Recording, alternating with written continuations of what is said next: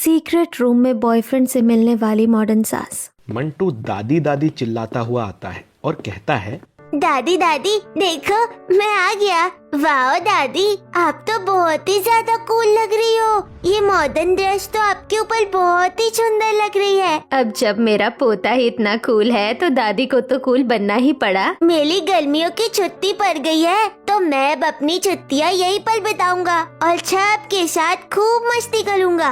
Okay बेटा, we are very happy to see you. ऐसे ही सब लोग एक दूसरे से मिलते हैं और रेस्ट करने चले जाते हैं। वहीं अगले दिन जूली स्विमिंग कॉस्ट्यूम पहनकर हाथ में बोतल ले जा रही होती है, जिसे जाते हुए मंटू देख लेता है और पिंकी को साथ लेकर दादी के पास जाकर कहता है, दादी आप कहाँ जा रही हो? हम भी आपके साथ चलेंगे, हमें भी अपने साथ लेकर चलो ना। अरे ये क्या कर रहे हो तुम? चलो पीछे हटो, मुझे जाने दो, लेट हो रही हूँ मैं। स्विमिंग के लिए जा रही हूँ, मेरी फ्रेंड्स मेरा वेट कर रही हैं। दादी प्लीज हमें भी लेकर चलो ना, हम भी आपके साथ स्विमिंग करेंगे। स्विमिंग करने में तो बहुत मजा आता है ना। हाँ दादी, हम भी आपके साथ चलेंगे। मुझे तो स्विमिंग करने में बहुत ही मजा आता है। हम दोनों भी आपके साथ चलेंगे स्विमिंग पूल में, हम सब बहुत एंजॉय करेंगे। अरे ये तुम दोनों क्या एक चीज पर जिद करके बैठ गए हो? मैंने कहा ना मेरे फ्रेंड्स मेरा वेट कर रहे हैं, मैं तुम दोनों को लेकर नहीं जा सकती। तुम लोग अपनी मम्मी डैडी के साथ जाना, अभी मुझे जाने दो। वहीं शोर सुनकर दोनों बहुएं दौड़ी दौड़ी जूली के रूम में आती हैं और कहती हैं, अरे क्या हुआ तुम दोनों को? तुम दोनों इतना शोर क्यों मचा रहे हो? और दादी का हाथ छोड़ो। देखो ना मम्मा, दादी स्विमिंग पूल के लिए जा रही है और हमें साथ में लेकर नहीं जा रही है। दादी से बोलो ना हमें भी साथ में लेकर जाए। फिर वही चीज, मैंने कहा ना मैं अपने दोस्तों के साथ जा रही हूँ और मैं तुम दोनों को साथ में लेकर नहीं जा सकती। अब हटो, मुझे जाने दो। अपनी दादी से सुनी इन बातों की वजह से दोनों बच्चे रोने लग जाते हैं।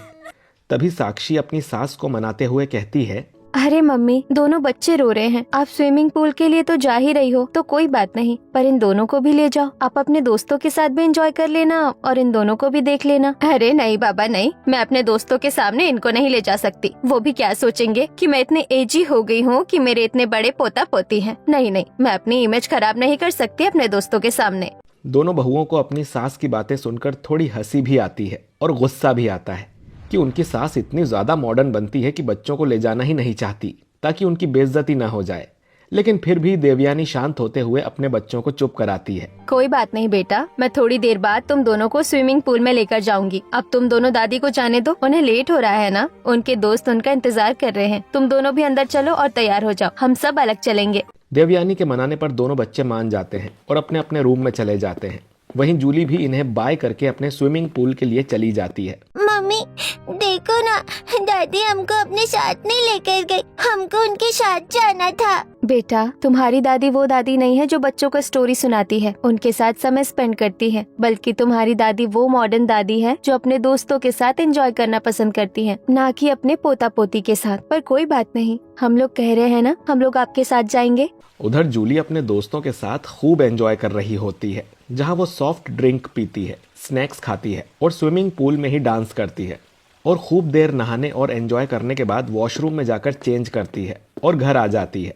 घर पर दोबारा से ड्रेस अप करती है और अपने दोस्तों के साथ फिर से किटी पार्टी के लिए घूमने चल देती है, जहां कॉल पर बात करते हुए, तो गाइस आज हम लोगों का क्या प्लान है? हम लोग कहाँ कहाँ घूमने जा रहे हैं? सबसे पहले हम लोग रेस्टोरेंट जाएंगे, वहाँ पर हम कुछ खाएंगे पिएंगे, कॉफी लेंगे, गपशप करेंगे और उसके बाद एक अच्छी सी मूवी देखेंगे। अरे यार, कौन सी मूवी देखने जा रहे हैं हम? कोई अच्छी सी मूवी आई है क्या? हाँ आई है ना, धुरंधर सबसे अच्छी मूवी आई है। सुना है उसमें रणवीर कपूर ने बहुत अच्छा काम किया है, काफी अच्छी मूवी है ये, इसीलिए हम वही देखने जाएंगे। ओके देन डन, हम वही मूवी देखने जाएंगे। पर मूवी के बाद क्या प्लान है? उसके बाद हम क्लब जाएंगे और वहाँ पर भी हम पार्टी करेंगे। कॉल रखने के बाद जूली, सिम्मी और पारो मिलकर सबसे पहले रेस्टोरेंट जाते हैं, वहाँ पर लंच करते हैं, कॉफी पीते हैं, फिर मूवी देखने चले जाते हैं और शाम को वो सब क्लब के लिए निकल जाते हैं, जहाँ पर वो खूब नाच गाना करते हैं,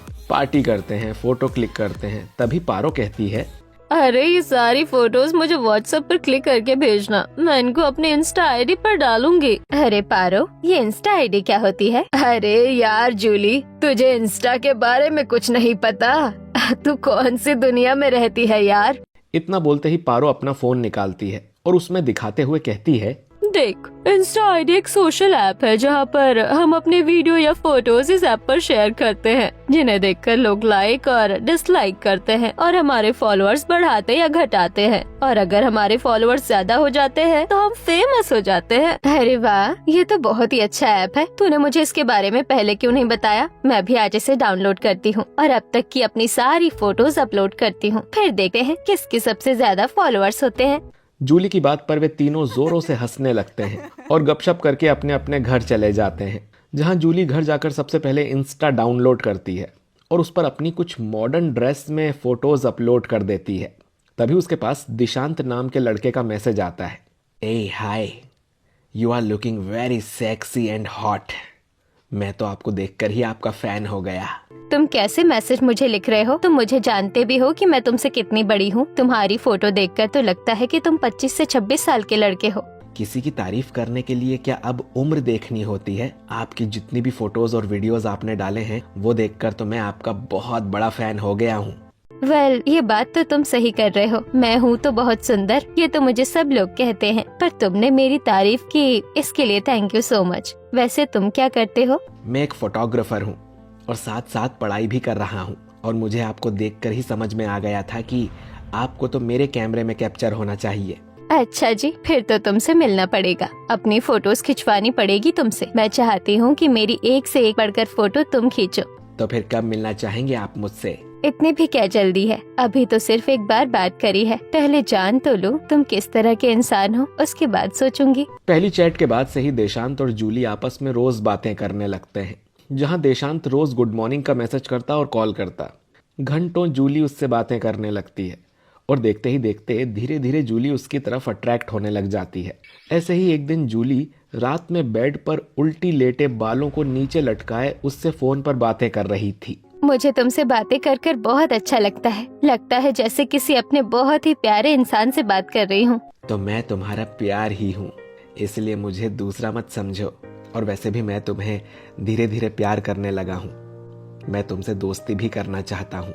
अब तो मैं भी तुमसे दोस्ती करना चाहती हूँ। तुम्हें देखकर ऐसा लगता ही नहीं है कि मैं अकेली हूँ, बल्कि जितना तुम मुझे पसंद करते हो मुझे किसी ने इतना पसंद भी नहीं किया होगा। इतने में ही धीरे से देवेंद्र कमरे में आ जाता है और पीछे से उसको डरा देता है और डर के मारे जूली के हाथ से फोन गिर जाता है। क्या डर गई? किससे बातें कर रही हो इतनी रात को? तुम्हें क्या मतलब है मैं किसी से भी बात कर रही हूँ? और ये क्या तरीका है डराने का? तुमने तो मुझे अटैक ही दे दिया। रिलैक्स यार, इतना क्यों चिल्ला रही हो? मैं तो मजाक ही कर रहा था। कोई बात नहीं, तुम करो जिससे तुम्हें बात करनी है, मैं जा रहा हूँ। देवेंद्र जूली से गुस्सा होकर कमरे से बाहर चला जाता है और जूली राहत की सांस लेते हुए अपना फोन उठाती है और कहती है, हाँ यार, अब बोलो। सॉरी, मुझे इस तरह से फोन रखना पड़ा। तुम्हारा हस्बैंड था ना, मैंने सुना, पर मुझे खुशी हुई कि तुमने मेरे लिए अपने हस्बैंड को झूठ बोला, उसे हमारे बारे में कुछ नहीं बताया। अब मुझे पता चल गया है कि तुम भी मुझे इतना ही प्यार करती हो जितना मैं करता हूँ।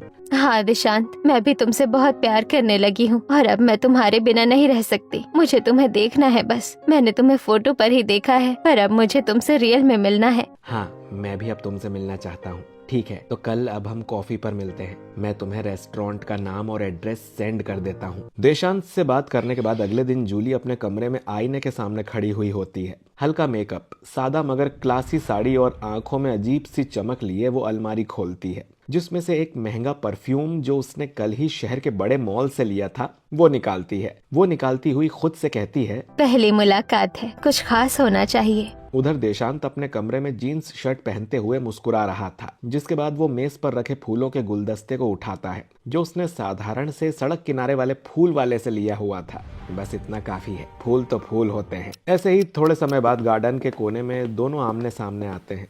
जूली जैसे ही देशांत को देखती है, अचानक से शर्म से उसके दोनों गाल लाल हो जाते हैं। तुम तो बिल्कुल समय पर आ गए। पहली मुलाकात है, देर कैसे करता। तभी दोनों एक दूसरे की ओर गिफ्ट बढ़ाते हुए कहते हैं, ये तुम्हारे लिए। जूली देशांत से गुलदस्ता ले लेती है और उसके बाद अपना गिफ्ट का डब्बा आगे बढ़ाते हुए कहती है, और ये तुम्हारे लिए। देशांत जैसे ही परफ्यूम का नाम देखता है वो हैरान हो जाता है। बाप रे, हजारों का परफ्यूम और मैं 150 का गुलदस्ता लाया हूँ। बढ़िया माल फंसाया है मैंने तो। बहुत महंगा होगा ना ये? महंगा सस्ता नहीं देखती मैं, बस पसंद आना चाहिए। ओफो, तुम भी ना क्या बातें करने लग गए। चलो बाइक की सवारी करते हैं। इतना कहते ही दोनों बाइक पर बैठ जाते हैं और हेलमेट लगाकर शहर की सड़कों पर निकल जाते हैं, जहां वे एक मल्टीप्लेक्स में जाकर रुकते हैं मूवी देखने के लिए। चलो तुम्हें आज मैं एक अच्छी सी मूवी दिखाता हूँ, तुम भी क्या याद रखोगी। जिसके बाद वो उसे एक रोमांटिक मूवी दिखाने के लिए ले जाता है। मल्टीप्लेक्स में मूवी देखते हुए जूली कई बार हंस पड़ती है तो कई बार इमोशनल होकर रोने लगती है और देशांत उसके हर रिएक्शन को गौर से देख रहा होता है। थोड़ी देर बाद मूवी खत्म होते ही दोनों बाहर निकलते हैं। आज मुझे बहुत अच्छा लगा क्योंकि आज मैंने उस इंसान के साथ मूवी देखी है जिससे मैं शायद अपने आप से भी ज्यादा प्यार करता हूँ। इसलिए आज का दिन मेरे लिए बहुत ही अच्छा दिन है। हाँ, मुझे भी। शाम ढलते ढलते दोनों अपने अपने घर लौट जाते हैं जैसे कुछ हुआ ही ना हो। ऐसे ही दिन बीतने लगे। देशांत की वजह से जूली अपनी किटी पार्टी की औरतों से भी मिलना जुलना कम कर देती है। न कॉफी डेट, न शॉपिंग, न गपशप। वो ज्यादातर वक्त या तो गार्डन में टहलती रहती या छत पर कान में ईयरबड लगाए घूमती रहती। ऐसे ही एक दिन किटी पार्टी की सारी सहेलियां उसे घेर कर रोक लेती हैं। क्या बात है जूली, आजकल हमारे साथ ना कॉफी पर जाती हो ना कहीं घूमने और ना ही हमसे बातें करती हो। कहाँ बिजी रहने लगी हो आजकल? हाँ, जब देखो दिन भर गार्डन में घूमती रहती हो या छत पर कान में ईयरबड्स लगाए रहती हो। हमारी आवाज भी सुनाई नहीं देती तुम्हें तो अब। अरे कुछ नहीं, मुझे आजकल गाने सुनने का बहुत शौक हो गया है, इसीलिए ज्यादा गाने सुनती रहती हूँ। और थोड़ी तबीयत भी ठीक नहीं रहती है, इसलिए बाहर नहीं जाती। सही में ये बात है या कुछ और बात है? तू हमसे कुछ छुपा तो नहीं रही है ना? या कोई और दोस्त तो नहीं मिल गए तुझे? अरे यार, तुम कैसी बातें कर रही हो? तुम ही लोग तो मेरी दोस्त हो। तुम लोगों के अलावा मेरा और कौन है दोस्त? ये तो तुम दोनों अच्छे से जानती हो। पर मैं थोड़ा सा ठीक फील नहीं कर रही हूँ। आजकल मन पता नहीं कहाँ लगा रहता है, बस यही रीजन है। उसकी दोस्त उसकी बात सुनकर चली जाती हैं।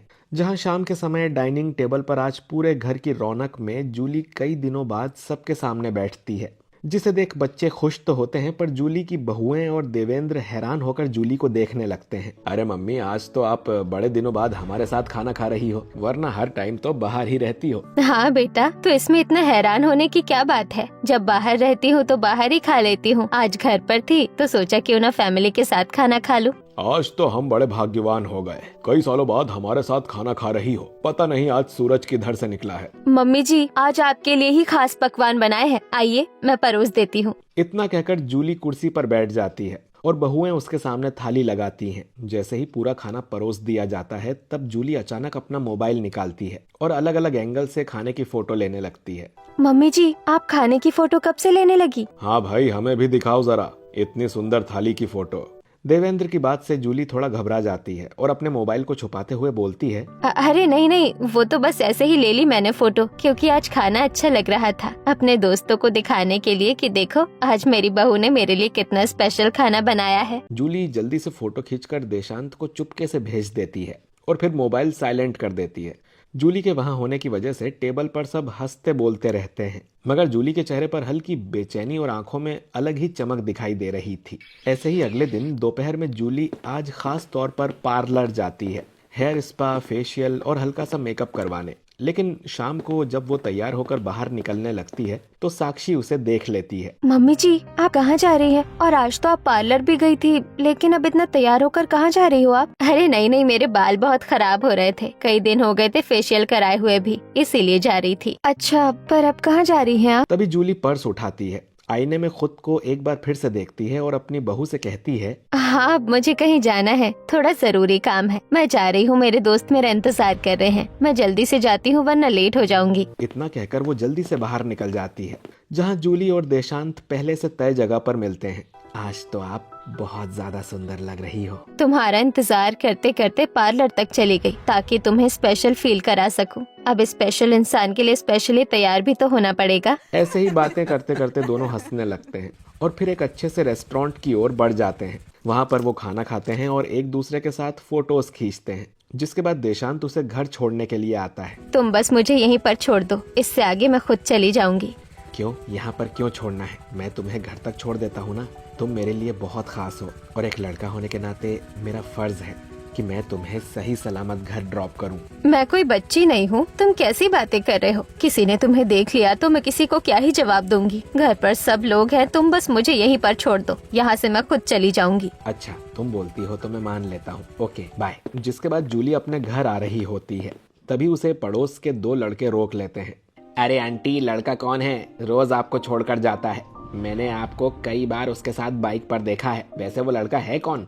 तुम्हें क्यों बताओ कौन लड़का है? और तुम कौन होते हो मुझे पूछने वाले? लेकिन फिर भी तुम पूछ रहे हो तो मैं बता देती हूँ। वो मेरी दूर की बहन का लड़का है, यही पढ़ाई करने आया है, इसीलिए मैं उसको अपना शहर दिखा रही हूँ। अरे आंटी, आप तो एकदम से घबरा गई, जैसे हमने आपकी कोई चोरी पकड़ ली हो। हम तो बस ऐसे ही पूछ रहे हैं, क्योंकि अक्सर आपको देखा है हमने उस लड़के के साथ। जूली उन लड़कों की बात को जैसे तैसे टालकर चुपचाप अपने घर चली जाती है और वो घर आकर सारी बात देशांत को फोन पर बताती है। देशांत, हमें ऐसे बाहर मिलते हुए लगभग 1 महीना हो गया और मुझे लगता है हमारे ऐसे रोज रोज बाहर मिलना अब सही नहीं है। कोई न कोई हमें अक्सर देख ही लेता है और ऐसे ही चलता रहा तो मेरे घर वालों को भी मुझ पर शक हो जाएगा। पर जूली, मैं तुमसे बहुत प्यार करता हूँ, मैं तुम्हारे बिना नहीं रह सकता।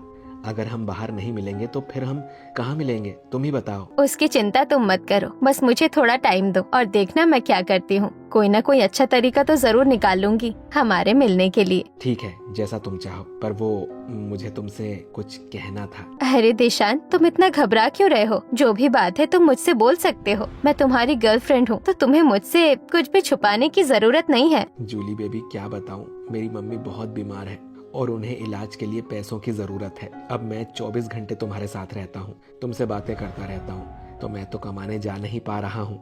उनके इलाज के लिए मैं पैसे कहाँ से लाऊं? इसीलिए मैं दूसरे शहर जा रहा हूँ कमाने के लिए। क्या? फिर हम मिलेंगे कैसे? बात कैसे करेंगे? अब हमारी बात नहीं होगी, या फिर महीने में एक बार कर लिया करेंगे। मेरी माँ के इलाज के लिए मुझे पैसों की जरूरत नहीं होती तो मैं तुम्हें छोड़कर कभी नहीं जाता। इतना कहकर देशांत फोन रख देता है और जूली भी गुमसुम सी रहने लगती है। ऐसे ही 1-2 दिन गुजर जाते हैं और जूली का कहीं भी मन नहीं लगता है, तो वो देशांत को फेसबुक से कनेक्ट करने की कोशिश करती है और फिर देशांत से फेसबुक पर चैट करती है। हेलो देशांत, मेरा तुम्हारे बिना बिल्कुल भी मन नहीं लग रहा है। तुम्हें पैसों की इतनी जरूरत है तो मैं तुम्हें पैसे दे दिया करूंगी, पर तुम वापस मेरे पास आ जाओ। तुम्हारी हर जरूरत का मैं ध्यान रखूंगी। सिर्फ तुमसे इतना चाहती हूँ कि तुम मुझे छोड़कर मत जाओ। तभी थोड़ी देर में देशांत का मैसेज आता है। Oh thank you baby, I love you so much. तुम कितनी अच्छी हो, मैं शाम को ही वापस आ रहा हूँ। जूली फिर से खुश हो जाती है और अपने घर के पीछे वाले खंडहर को अपना सीक्रेट रूम बना देती है, जिससे अंदर हल्की रोशनी होती है, एक प्यारी सी खुशबू और टेबल पर रखे फल, साथ ही एक वार्डरोब जिसमें कुछ कपड़े और जूते और हल्का हल्का म्यूजिक। अब जूली देशांत को वहाँ बुला लेती है जहाँ पूरे कमरे में सिर्फ अंधेरा था। जूली, ये कैसी जगह है, यहाँ पर तो इतना अंधेरा है। तभी जूली लाइट ऑन करती है और जैसे ही देशांत कमरे का नजारा देखता है तो हक्का बक्का रह जाता है। ओ माय गॉड जूली, तुमने ये कमरा हमारे लिए तैयार किया? कितना प्यारा कमरा है, ये लाइट, म्यूजिक, ये अच्छी खुशबू। मन कर रहा है कि मैं बस यहीं रह जाऊं। देशांत, तुम्हें कहीं जाने की जरूरत ही क्या है? ये आज से हमारा सीक्रेट रूम है और यहाँ पर सिर्फ हम दोनों ही आ सकते हैं। अब हमें मिलने से कोई नहीं रोक सकता, ना किसी को पता चलेगा। और यहाँ पर जो मैंने शीशे लगवाए हैं उसमें हम बाहर का सब देख सकते हैं, पर बाहर वाले नहीं देख सकते कि अंदर कौन है। वाह जूली, तुमने तो कमाल ही कर दिया। वैसे तुमने मुझे वापस बुला तो लिया, पर मुझे अपनी माँ की तबीयत की बहुत ज्यादा टेंशन हो रही है। अब मैं क्या करूँ, मुझे कुछ समझ नहीं आ रहा। तुम्हें परेशान होने की क्या जरूरत है? मैंने तुम्हें बोला था ना कि तुम्हारा सारा खर्चा मैं उठाऊंगी। तुम्हारी माँ मेरी भी तो कुछ लगी ना, तो तुम टेंशन मत लो। मैं तुम्हारे लिए पैसे लेकर आई हूँ, ये लो और अपनी माँ का अच्छे से इलाज करवाओ। कुछ देर तक समय बिताने के बाद देशांत सीक्रेट रूम से बाहर आता है और अपनी बाइक पर बैठते हुए फोन करता है। बेबी, तुम तैयार रहो, पैसों का इंतजाम हो गया है। मैं जल्दी से तुम्हें लेने आ रहा हूँ और हम शॉपिंग करने जाएंगे। इतना कहकर देशांत वहां से चला जाता है, पर इस बात से अनजान होता है कि उसकी ये सब बातें जूली की बहू साक्षी सुन लेती है और वो मन ही मन में बोलती है, तो ये लड़का फ्रॉड ही है और मम्मी जी के साथ पैसों के लिए गेम खेल रहा है। अच्छा हुआ मैंने मम्मी जी और इस पर कई दिनों से नजर रखी, वरना मुझे इसकी सच्चाई का पता ही नहीं चलता। मम्मी, आपको पता है दादी अपने कमरे में ही रहती है, किसी से फोन पर बात करती रहती है और फिर वो पीछे वाला जो खंडल है ना, वहाँ पर ही चली जाती है। और एक भैया को हमने देखा था वहाँ पर आते जाते, पता नहीं वो भैया कौन है। और मैंने देखा है कई बार तो वो भैया अपने हाथों में गिफ्ट जैसा कुछ ले रहे थे। दादी हमें तो कुछ भी नहीं देती और ना हमारे साथ खेलती है। वो उन भैया को पता नहीं क्यों गिफ्ट देती है। चुप करो तुम दोनों, दादी के बारे में ऐसी बातें नहीं करते। नहीं मामा, हम सच बोल रहे हैं, आप चाहो तो देख लेना। शाम को हमेशा 6 बजे दादी वही चली जाती है और वो भैया भी तभी आ जाते हैं। साक्षी को अब कुछ अजीब सा लगता है और वो सच का पता लगाने के लिए शाम को 6 बजे घर की खिड़की से देखती है कि उसकी सास 6 बजे पीछे वाले खंडहर में जा रही होती है और थोड़ी देर में एक लड़का भी वहाँ आता है जो खंडहर के अंदर चला जाता है। अरे ये लड़का कौन है और माँ जी और ये लड़का इस खंडर में क्यों जा रहे हैं? मुझे सच का पता लगाना होगा, आखिर माजरा क्या है? अब साक्षी को अपनी सास पर शक हो जाता है, इसीलिए वो उन पर नजर रखती है। वो रोज ये सब देख रही थी, साथ ही वो लड़के पर भी नजर रख रही थी और उसके बारे में भी सब पता निकाल रही थी। फिर एक दिन रोज की तरह जूली और देशांत मिलते हैं। तब साक्षी अपने पति से बोलती है, सुनिए जी, मैंने कई बार आपसे बोला है कि माँ जी आजकल जो कर रही हैं वो सही नहीं है, पर आपने कभी मेरी बात पर विश्वास नहीं किया, तो आज मैं आपको सबूत देती हूँ। एक काम कीजिए, फैमिली ग्रुप में मैसेज डालिए और माँ जी को मिलने के लिए बुलाइए। अगर तुम्हारी बात झूठी निकली तो अंजाम अच्छा नहीं होगा, क्योंकि तुम जो बोल रही हो वो छोटी बात नहीं है। तुम मेरी माँ के खिलाफ उल्टा सीधा बोल रही हो, तो सोच समझ कर बोलना। आप मेरी बात का विश्वास तो कीजिए, मैं भी माँ जी का बुरा नहीं चाहती हूँ, बस मैं जो कहती हूँ आप वो कर दीजिए। फिर निखिल फैमिली ग्रुप में मैसेज डाल देता है सबको एक साथ इकट्ठा होने के लिए। तभी मैसेज देखकर जूली देशांत को बोलती है, देशांत मुझे जाना होगा, मेरे बेटे को कुछ जरूरी काम है, तो अब हम कल मिलेंगे। ठीक है। जैसे ही जूली सीक्रेट रूम से बाहर आती है, वो अपने सामने पूरे परिवार को देखकर चौंक जाती है।